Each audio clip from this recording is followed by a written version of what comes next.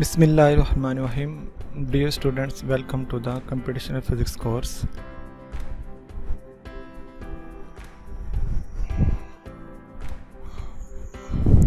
To solve the physics problem in this course, we have different softwares. For example, we can use MATLAB, Mathematica, LabVIEW, COMSOL, Python, R language, C++, and also C language. But in this course, we use just only MATLAB, Mathematica and LabVIEW to solve the physics problems. Introduction to MATLAB. MATLAB is a high performance language for technical computing. It integrates computation, visualization and programming environment. MATLAB stands for Matrix Laboratory. Mathematically and graphical software है ये, और इसकी मदद से हम बहुत सारे numerical and graphical problems को सॉल्व कर सकते हैं। MATLAB में बहुत सारे बिल्ट इन फंक्शंस हैं जिनकी मदद से हम डिफरेंट साइंटिफिक प्रॉब्लम को सॉल्व कर सकते हैं। Also MATLAB have a toolbox to solve many scientific problems. Course outlines for MATLAB softwares are given below. Section 1 हमारे पास होगा introduction of MATLAB environment.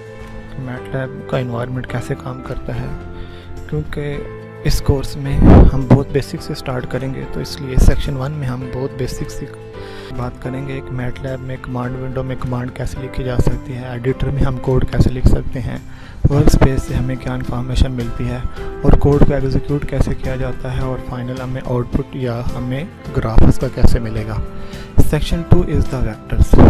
Vectors basically हमारे पास MATLAB में दो टाइप्स के हैं, एक रो वेक्टर होगा और एक कॉलम वेक्टर होगा।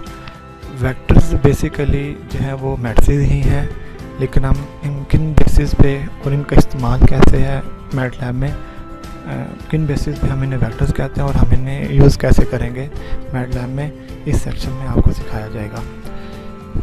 Third section is the plotting and graphics. तो इसमें जितने भी 2D और 3D ग्राफ्स हैं वो रिसर्च में यूज़ होते हैं या for the different scientific problem हम जो 2D और 3D डाटा प्लॉट करते हैं, इस सेक्शन में आपको सिखाया जाएगा।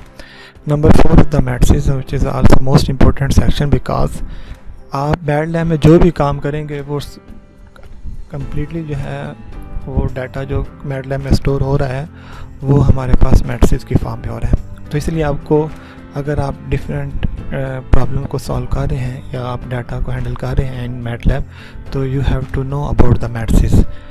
तो इस सेक्शन में हम बहुत सारे डिफरेंट मैट्रिसेस ऑपरेशन देखेंगे, उनके बेसिक टाइप देखेंगे, मैट्रिसेस किस तरह लिख सकते हैं और उनका इस्तेमाल क्या है MATLAB में। Section 5 is the logical statement. Logical statements इसे कहेंगे या कंडीशनल स्टेटमेंट कहेंगे कि कंडीशनल स्टेटमेंट्स क्या है कि कुछ कंडीशन हैं हमारे पास जिनको फॉलो करते हुए हम डिफरेंट प्रॉब्लम को सॉल्व करते हैं। तो इस सेक्शन में हम डिफरेंट कंडीशनल स्टेटमेंट्स पे बात करेंगे और उनके एप्लीकेशन देखेंगे कि हम bye using the conditional statements किस तरह से हम डिफरेंट प्रॉब्लम्स को सॉल्व कर सकते हैं और डिफरेंट पैरामीटर्स को हम कंट्रोल कर सकते हैं। Number section 6 is the image processing.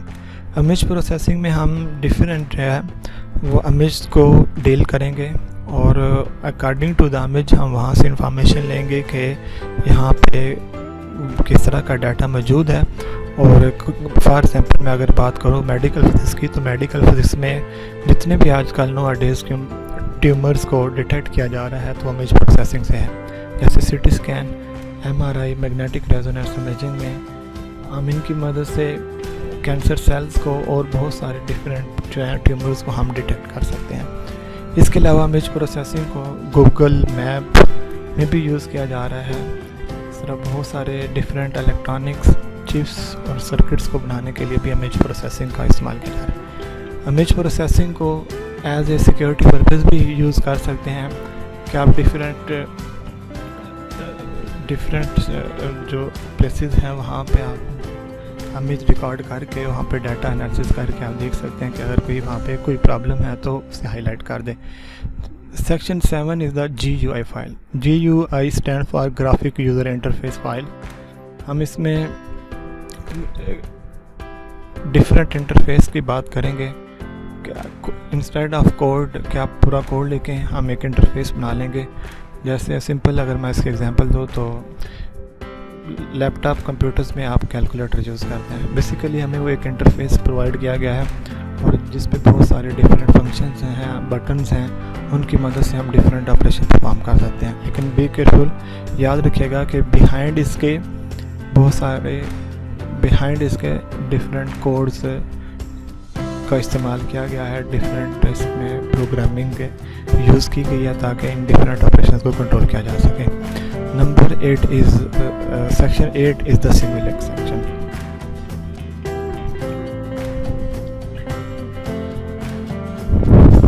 Second software जो हम इस कोर्स में यूज़ करेंगे to solve the first problem is the Mathematica. तो मैथमेटिका एक ऐसा सॉफ्टवेयर है जिसकी मदद से हम बहुत सारे मैथमेटिकल प्रॉब्लम को सॉल्व कर सकते हैं। मतलब इंटीग्रेशन परफॉर्म कर सकते हैं, डेरिवेशन आ जाती है, डिफरेंशियल इक्वेशंस, उनके ग्राफ में आपने कोई भी इक्वेशन से सॉल्व किया है तो एट द एंड उसकी न्यूमेरिक वैल्यूज़ भी हम न्यूमेरिक डाटा भी हम वहाँ से ले सकते हैं और उसको हम 2 डायमेंशनल और 3 डायमेंशनल प्लॉट भी कर सकते हैं। तो कोर्स आउटलाइन फॉर मैथमेटिका और number 1 introduction of Mathematica environment. क्या मैथमेटिका एनवायरनमेंट देखेंगे कि किस तरह से है और हम वहाँ पे कोड कैसे लिख सकते हैं, फाइल्स को सेव कैसे कर सकते हैं, डिफरेंट जो हमारे पास बिल्ट-इन फंक्शन हैं हम उन्हें यूज़ कैसे कर सकते हैं।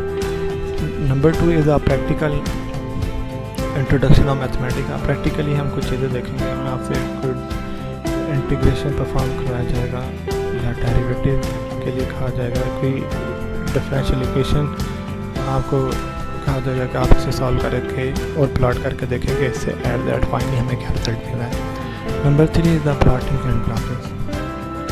प्लॉटिंग एंड ग्राफिक के सेक्शन में हम 2D एंड 3D ग्राफ्स के मतलब बात करेंगे कि आपके पास अगर कोई भी मैथमेटिकल रिलेशन है तो आप उसमें 2D और 3D डायमेंशनल जो है 3D ग्राफ्स को कैसे प्लॉट कर सकते हैं और आप उससे कैसे इंफॉर्मेशन ले सकते हैं अबाउट द मैथमेटिकल इक्वेशन या जो भी आपने फंक्शन यूज़ किया। Number 4 is the mathematics in the Mathematica. हम डिफरेंट मैथमेटिक्स को डील करेंगे by using the Mathematica software. Third software जो हम इस कोर्स में यूज़ करेंगे to solve the physics problem is the LabVIEW software. LabVIEW laboratory view भी इसे कहा जाता है या इसे वर्चुअल इंस्ट्रूमेंट का भी नाम दिया गया। क्या आप लैब में जो भी फिजिकल इंस्ट्रूमेंट्स हमारे पास मौजूद हैं you can build in a computer by using the लैबव्यू।